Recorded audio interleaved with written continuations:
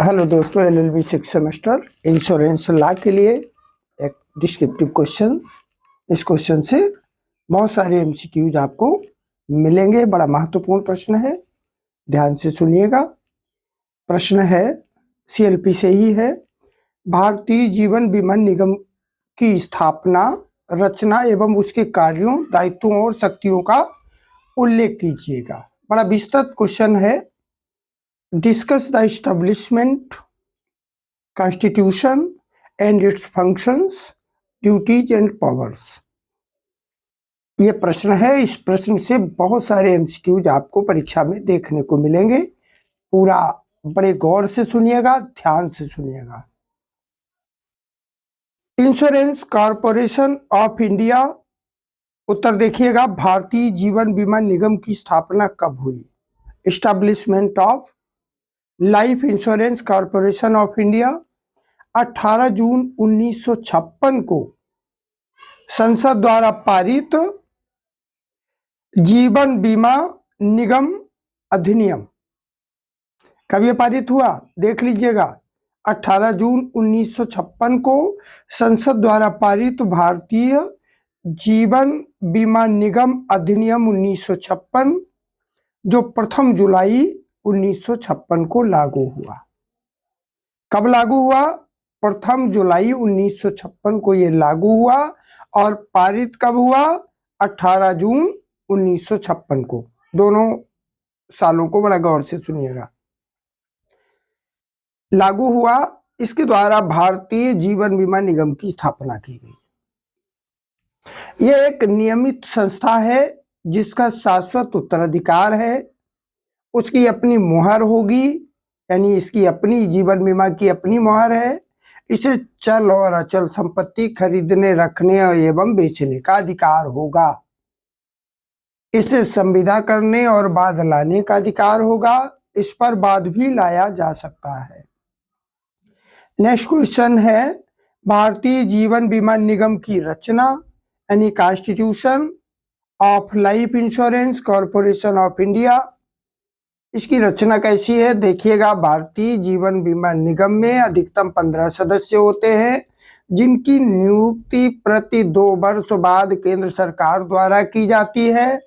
इनमें से एक व्यक्ति को केंद्र सरकार द्वारा अध्यक्ष नियुक्त किया जाता है। निगम के सदस्यों का निगम में कोई ऐसा हित नहीं होना चाहिए जिससे उन्हें निगम के कार्य को करने में कोई विपरीत प्रभाव पड़े। भारतीय जीवन बीमा निगम अधिनियम 1956 और उसके अंतर्गत बनाए गए विनियमों के अंतर्गत निगम में कई समितियों की रचना की गई है। इसकी मुख्य समिति कार्यकारी समिति है, जिसे निगम के कारोबार में क्रियाकलापों का सामान्य अधीक्षण और निर्देश की जिम्मेदारी दी गई है। इस समिति में निगम के सदस्यों में चयनित 5 सदस्य होते हैं। कितने होते हैं? 5। दूसरी प्रधान समिति निवेश समिति है, जिसमें अधिकतम 7 सदस्य होते हैं, जिसमें 3 सदस्य जो होते हैं वो निगम के सदस्य में से और 4 सदस्य आर्थिक विषयों में विशेष ज्ञान तथा अनुभव रखने वाले व्यक्ति होते हैं। इसके अतिरिक्त तो कार्मिक सलाहकार समिति, भवन सलाहकार समिति, विकास सलाहकार समिति, बजट सलाहकार समिति की भी रचना निगम की सहायता करने के लिए की गई है। बहुत ही महत्वपूर्ण क्वेश्चन है, बड़े ध्यान से सुनिएगा। जीवन बीमा के व्यवसाय को सुचारू रूप से चलाने के लिए निगम के 4 प्रकार के कार्यालयों की स्थापना की गई है। कितने प्रकार के कार्यालय हैं? 4 प्रकार के, जो इस प्रकार हैं, देखिएगा। कौन कौन? केंद्रीय कार्यालय, क्षेत्रीय कार्यालय, मंडल कार्यालय और शाखा कार्यालय। अब इनका भी डिस्क्रिप्शन देख लीजिएगा। केंद्रीय कार्यालय क्या होता है? केंद्रीय कार्यालय जीवन बीमा निगम का मुख्य कार्यकारी अधिकारी और उसका अध्यक्ष होता है। इसके 2 प्रबंध निदेशक जो पूर्णकालिक अधिकारी होते हैं। प्रबंध निर्देशक निर्दिष्ट विभाग का सर्वेसर्वा होता है और कार्यकारी निदेशक केंद्रीय कार्यालय के विभागों के प्रभारी अधिकारी होते हैं। केंद्रीय कार्यालय का मुख्य कार्य नीति के विभागों के प्रभारी अधिकारी होते हैं और केंद्रीय कार्यालय का मुख्य कार्य नीति विषय निर्देश देने, निर्णय लेने और मंडल कार्यालयों के क्रियाकलापों में समन्वय स्थापित करना है। निगम का केंद्रीय कार्यालय मुंबई में स्थित है, यानी निगम का केंद्रीय कार्यालय कहाँ है? मुंबई में है। केंद्रीय कार्यालय के निम्नलिखित विभाग हैं जिनका अलग अलग कार्य। विभाग देखिएगा केंद्रीय कार्यालय के, देखिएगा पहला विभाग है विपणन विभाग। इस विभाग का मुख्य कार्य नए व्यवसाय के विकास की योजना बनाना है। विपणन विभाग नए कार्यालयों की स्थापना करना और अभिकर्ता और विकास अधिकारियों के मामले को देखना आदि है। और इसका दूसरा विभाग जनसंपर्क और प्रचार विभाग है। इस विभाग का कार्य प्रचार एवं जनसंपर्क की व्यवस्था करना है। अगला विभाग देखिएगा बीमांकन विभाग। बीमा अधिनियम 1938 और जीवन बीमा निगम 1956 के उपबंधों द्वारा अपेक्षित विवरणियां प्रस्तुत करने की जिम्मेदारी इसी विभाग की होती है। इसके अतिरिक्त प्रीमियम दरें, पॉलिसियों की शर्तें, बीमा लेखन, यह भी इसी की जिम्मेदारी है। विभाग देखिएगा लेखा विभाग, आंकड़ा प्रसंस्करण विभाग, विधि विभाग, बंधक विभाग, नया बीमा एवं बीमांकन विभाग, कार्यालय सेवा विभाग, विपणन प्रबंधन विभाग, कार्मिक एवं औद्योगिक संबंध विभाग और योजना विभाग। इन विभागों का भी वर्णन देखिएगा। लेखा विभाग क्या होता है? मंडल कार्यालय का लेखा अनुरक्षण और शाखा कार्यालय के लोगों का निरीक्षण करना इस विभाग का प्रमुख कार्य है।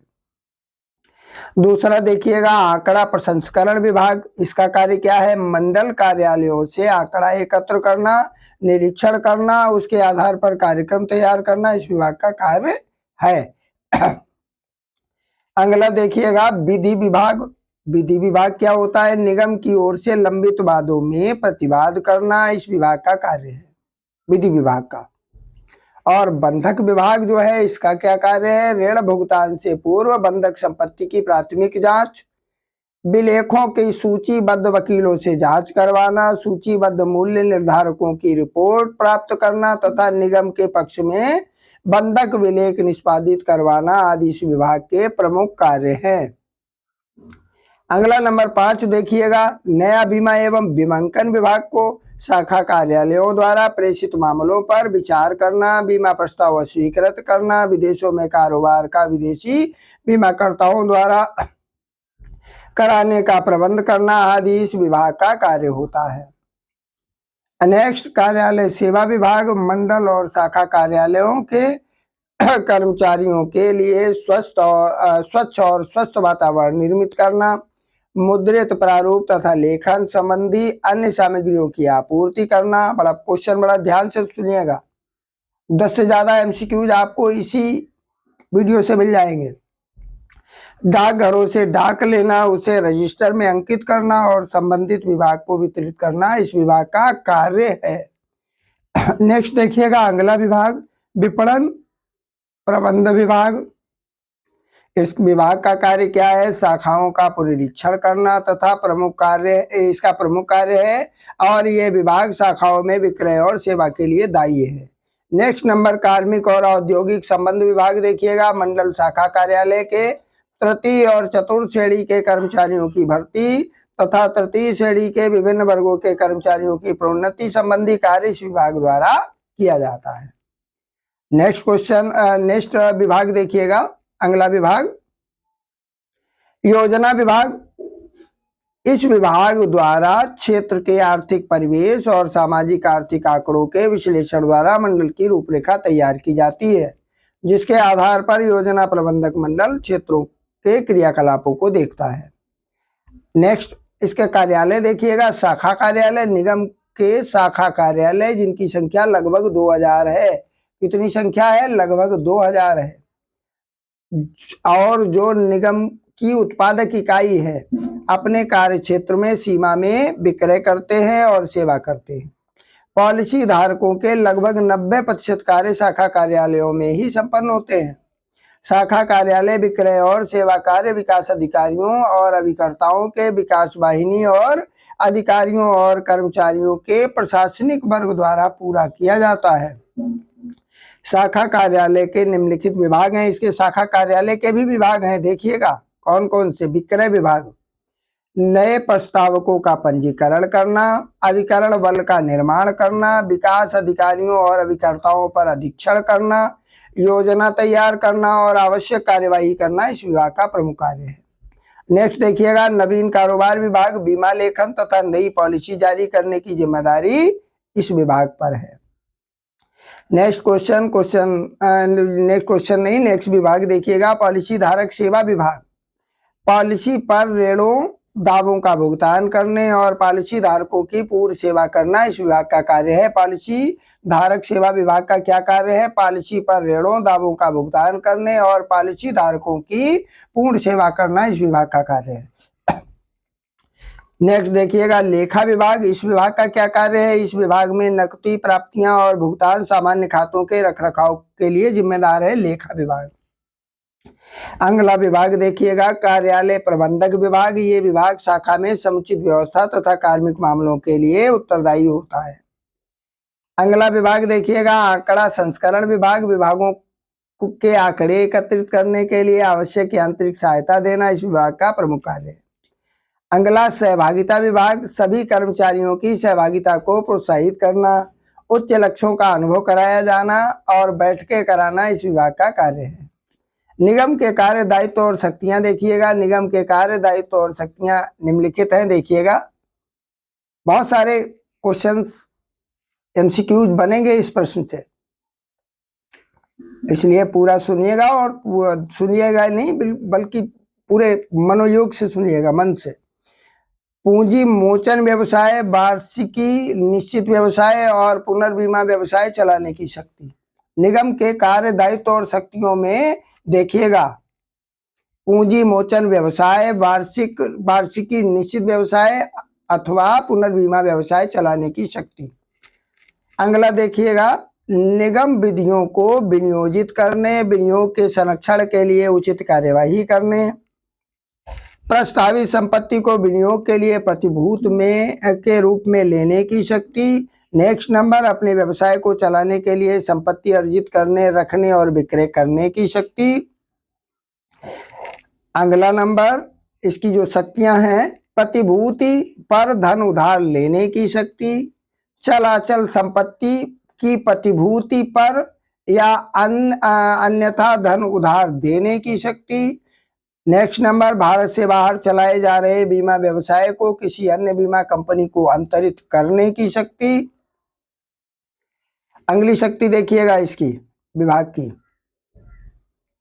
इसकी जो शक्ति है, स्वयं या किसी सहायक द्वारा कोई अन्य ऐसा व्यवसाय चलाने की शक्ति जिसमें ऐसा अन्य व्यवसाय उसके सहायक द्वारा चलाया जा रहा था, जिसका नियंत्रित व्यवसाय निगम को अंतरित होकर नीत हो गया है।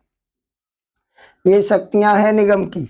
अपने व्यवसाय से संबंधित कोई अन्य ऐसा व्यवसाय चलाने की शक्ति जो प्रत्यक्षता या अप्रत्यक्षता निगम के व्यवसाय के लिए लाभदायक हो।